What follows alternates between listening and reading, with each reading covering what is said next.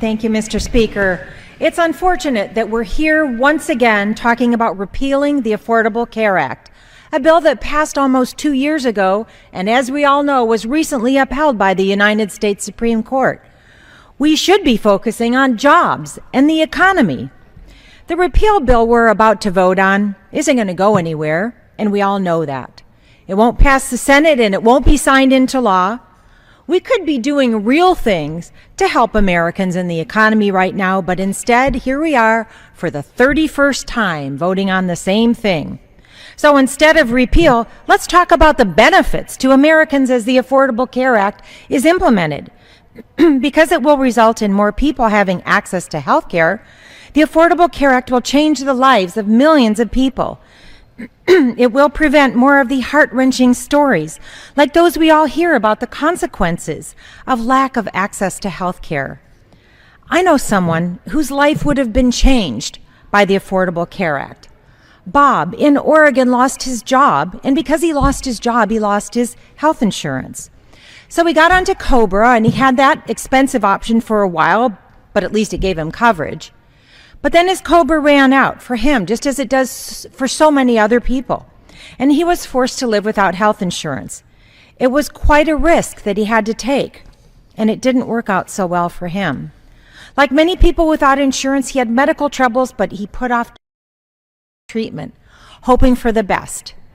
In the end, though, he ended up in the emergency room, exactly what the Affordable Care Act is designed to prevent. He had surgery and was then in the hospital for almost a month.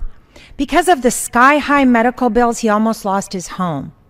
Fortunately, he's doing okay today, but it was a very close call. This would not have happened under the Affordable Care Act, and it will not happen under the Affordable Care Act. Bob would have had access to affordable health care coverage. He would not have put off preventative care, which is covered under the Affordable Care Act. He would have seen his doctor at the first sign of a problem. He would not have ended up in the emergency room, which raises health care costs for everyone, a cost shift that the Affordable Care Act is designed to prevent. And he would not have come so close to losing his home.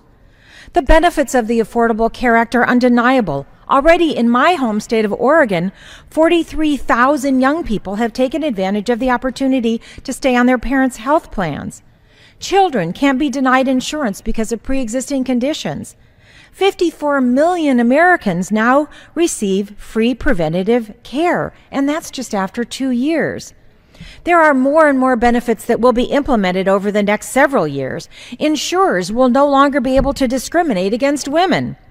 Insurance marketplaces called exchanges will be created to ensure that everyone has access to affordable health insurance options. And starting just next month, women will have access to free preventative health care and contraception.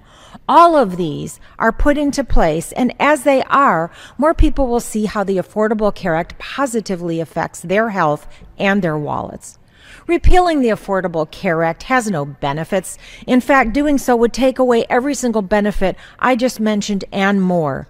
According to the Congressional Budget Office, the repeal will increase the deficit $210 billion over the next 10 years.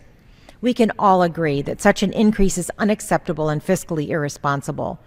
So this will mark the 31st time that the House has voted on some form of repeal of the Affordable Care Act. I hope it's the last, so we can focus more on the things that really matter. And with that, I yield back my time. Thank you.